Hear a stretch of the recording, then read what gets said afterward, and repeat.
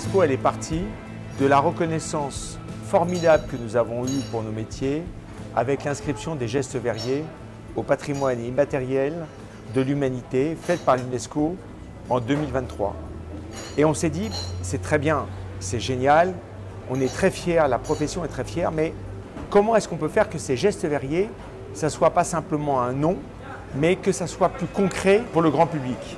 Et on s'est dit, la seule façon de procéder, c'est une très belle expo photo. Alors le problème des expos photos, si vous voulez présenter toute la palette des gestes verriers, ça fait une très grande expo. Et cette expo d'ailleurs, elle a 80 photos. Donc on s'est dit, trouvons un lieu pour pouvoir accueillir 80 photos. Et là, ce n'est pas si simple que ça.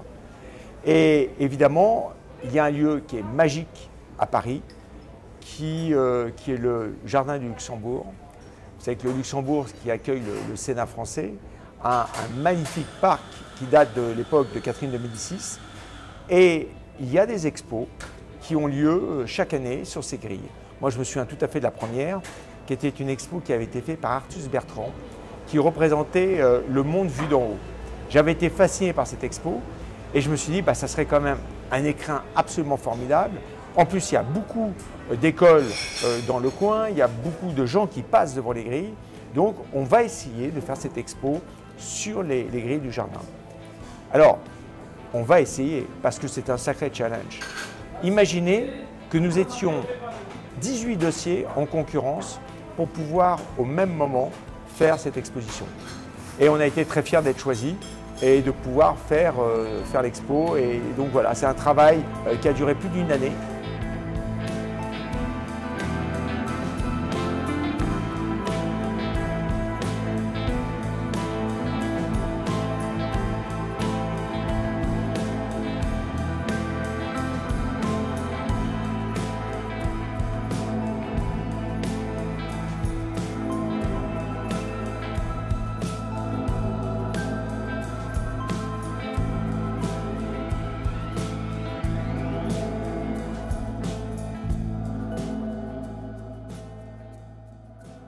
Vous avez en fait, sur cette expo, d'abord nous avions une contrainte qui nous avait été imposée par le Sénat, c'est nous dire, attendez, vous devez être représentatif de tout le territoire français, de toutes les régions de France.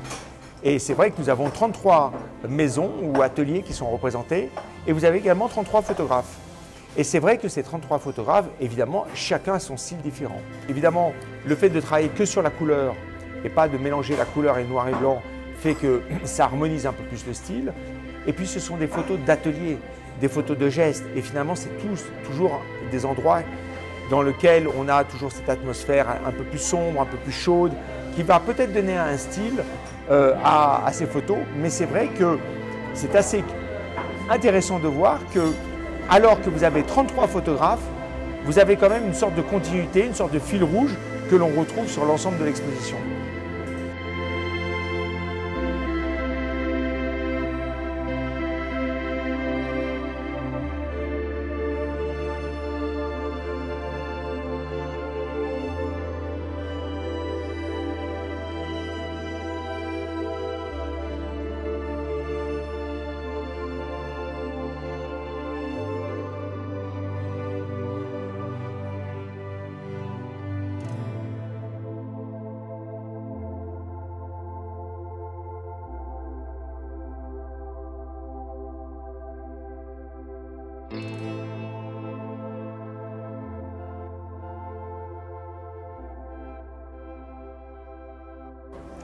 Vous pouvez voir que sur les photos, vous avez en dessous de la photo un cartel.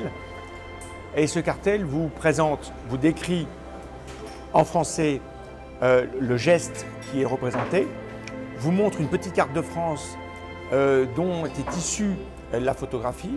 Vous avez l'atelier dans lequel la photo a été prise et vous avez un QR code.